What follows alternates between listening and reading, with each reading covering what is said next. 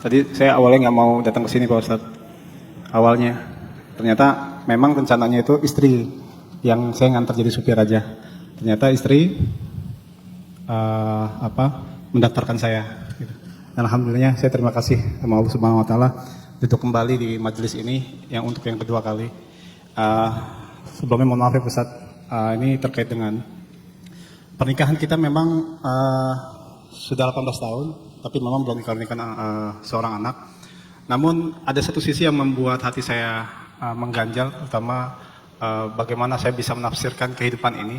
Karena banyak orang-orang di luar sana dengan seenaknya punya anak ditinggalkan, bahkan sampai ditelantarkan. Konsep hidup ini yang mungkin saya sedikit sekilas mungkin ujian-ujian teman-teman juga mungkin di luar hebatnya dari saya. Namun sedikit biasalah kalau Mas Sirfil bercanda tuh biasanya, kenapa belum punya anak gitu. Kalau anak laki-laki sih saya terutama bercandaan orang-orang pria-pria malam, ya bercanda mungkin agak pinggir-pinggir jurang Pak, tapi kita nggak mau ambil pusing.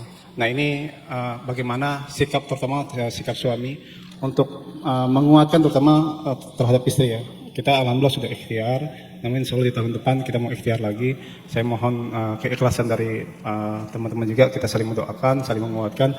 Dan ini dan Gofur yang menurut saya yang lupa diri ini ketika apakah nikmat itu sampai berpikir Pak, kenapa dengan saya gitu Pak Ustadz, sampai berpikir seperti itu, apakah itu masuk lupa diri terhadap dengan nikmat Allah yang memberikan, dan paling tidak ini menjadi semangat kami berdua, mudah-mudahan di suatu saat nanti Allah kabulkan. Apa yang Bang Al-Falah dan istri alami itu dialami oleh orang mulia juga sebelum kita, yaitu Nabiullah Ibrahim dan Nabiullah Zakaria. Bukan 18 tahun, bahkan 50 tahun lebih.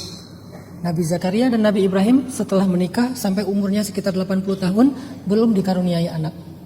Rata-rata mereka menikah di umur 20-an sampai 30 tahun. Umur 80 tahun berarti lebih dari 50 tahun belum dikaruniai anak. Apakah mereka nggak pantas untuk jadi seorang ayah dan jadi ibu? Pantas. Ibrahim punya istri yang soleha banget namanya Sarah. Istrinya Ibrahim, Sarah, yang terkenal dalam sejarah Islam. Sarah itu adalah simbol perempuan cantik sepanjang masa. Bukan Cleopatra ya. Simbol perempuan cantik sepanjang masa itu adalah Sarah. Kalau Aisyah cantik, tapi dia bukan simbol. Walaupun cantiknya cantik banget, cantik bidadari lah. Tapi Sarah itu dijadikan ikon perempuan cantik sepanjang masa yang digoda oleh seorang pejabat di Mesir. Tapi karena dia menjaga kehormatan, karena perempuan ini soleha, begitu mau disentuh sama pejabat di Mesir, stroke tuh tangannya. Tangan si pejabat Mesir. Mau nyentuh Sarah, stroke. Nyentuh pakai tangan kiri, stroke dua-duanya. Sehingga dia mengatakan ini bukan perempuan, ini penyihir katanya. Kemudian kata pejabat itu, wahai Sarah, apa yang membuat aku bisa sembuh dari stroke? Karena waktu itu si pejabat ini memenjarakan Ibrahim untuk mendapatkan Sarah. Kata Sarah, bebaskan Ibrahim, maka tanganmu akan kembali normal. Akhirnya dia bebaskan Ibrahim. Ibrahim melanjutkan perjalanan ke Palestina bersama dengan Sarah istrinya. Seiring waktu si pejabat ini sembuh dari stroke-nya. Begitu cara Allah menjaga kehormatan Sayyidah Sarah, Siti Sarah. Perempuan yang cantik, terhormat, mulia, dijaga Allah, dia menjaga diri, suaminya menjaganya. Ternyata perempuan sekeren ini, laki-laki seideal Ibrahim, 50 tahun menikah belum punya anak. Jadi bukan karena dia nggak pantas, emang Allah lagi nguji mereka kayak gitu. Begitu juga Zakaria. Zakaria itu keluarganya juga keluarga mulia. Keluarga yang mulia, di ikon atau simbol keluarga mulia di dalam sejarah Islam itu cuma dua. Keluarga Ibrahim dan keluarga Imran. Ada di surat Al-Imran. Innallaha astafa Adama wa Nuhan wa ala Ibrahim wa ala Imrana 'alal alamin. Allah memuliakan keluarga Imran dan keluarga Ibrahim atas semua keluarga di muka bumi. Nah, salah satu di antara anggota keluarga besarnya Imran itu Zakaria. Kok bisa Zakaria? Karena istri Zakaria itu adalah adik kakak dengan istrinya Imran. Istri Zakaria itu adalah adik kakak dengan istrinya Imran. Berarti Zakaria sama Imran apa? Apa ya? Ipar ya? Ipar atau besan sih? Ipar kan? Berarti Ipar nggak mau bang ya? Jadi Zakaria sama Imran adalah ipar. Berarti masih satu keluarga besar namanya keluarga Imran, Ali Imran. Sampai jadi nama keluarga Ali Imran. Ali Imran itu Imran, istrinya Sayyidah Maryam, siapa lagi? Aisyah, Zakaria, istrinya Yahya. Itu satu keluarga besar.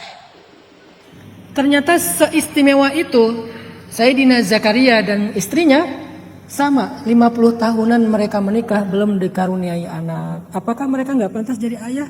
Pantas banget. Nggak pantas jadi ibu? Pantas banget. Kurang pantas apa orang mereka nabi? Jadi nabi aja pantas, apalagi cuma jadi ayah dan ibu. Tapi emang Allah pengen menguji mereka dulu dengan cara itu. Sampai setelah 50 tahun Zakaria ngomong tuh yang direkam di dalam surat Maryam. Kafha ya sad Zikru rahmati rabbika abadahu Zakaria. Ingatlah kisah hamba Allah yang bernama Zakaria. Idnada rabbahu nidaan khafiyya. Ketika dia berdoa kepada Allah dengan suara yang lirih. Arti khafiyya itu suaranya lembut banget. Kalau bahasa sekarang soft spoken. Idnada rabbahu nidaan khafiyya. قال رب إني وهن العظم مني واشتعل الرأس شيبا ولم أكن بدعائك رب شقيا وإني خفت الموالي من ورائي وكانت امرأتي عاقرا فهب لي من لدنك وليا يرثني ويرث من آل يعقوب واجعله ربي رضيا. Panjang doanya. Coba ulang. Sepanjang itu doanya Zakaria. Direkam di dalam pembukaan surat Maryam. Ya Allah, tulangku sudah lemah, rambutku sudah bercahaya. Artinya udah beruban semuanya, saking tuanya. Tapi aku tidak pernah berputus asa meminta kepadamu. Ini pelajaran utamanya buat Bang Al-Falah. Jadi Allah lagi pengen lihat Bang Al-Falah itu sekuat apa minta sama Allah, berdoa sama Allah, berharap sama Allah. Masya Allah kalau 18 tahun diuji belum punya anak, berarti Bang Al-Falah ini bukan orang biasa ini. Karena ujiannya nggak biasa soalnya. Kalau mau melihat seseorang, lihat ujian hidupnya. Jangan ketika dikasih ujian, ain. Giliran dapat nikmat, istidraj kayaknya sih. Enggak, jangan ngejudge orang. Kalau ngelihat ada orang dapat ujian berat, berarti dia orang istimewa. Kenapa? Orang yang paling istimewa, inna asyaddan nasi balaan, orang yang paling banyak diuji itu para anbiya, kemudian orang soleh, kemudian yang serupa dengannya, kemudian yang serupa dengannya. Bang Al-Falah serupa dengan orang soleh yang tadi kita sebut. Walaupun belum 50 tahun, tapi 18 tahun itu bukan waktu yang sebentar. Berarti kan serupa. Al-amsal summal amsal. Disitulah kita ngerasa, Bang Falah ini kayaknya orang istimewa nih kayaknya. Tapi bukan berarti kita datang setelah ini cium tangan Bang Falah, tolong doain saya ya, kayaknya wali misalnya. Ya kewalian itu kan yang tahu hanya Allah ya. Kita nggak perlu mengaku-ngaku sebagai wali, kecuali wali murid mungkin. Saya wali sih, wali murid, anak-anak saya sekolah. Tapi maksudnya kayak, oh berarti Bang Falah ini keren. Istrinya berarti orang perempuan solihah, kayak Sarah, kayak istri Zakaria, dan seterusnya. Karena diujinya dengan ujian yang sama.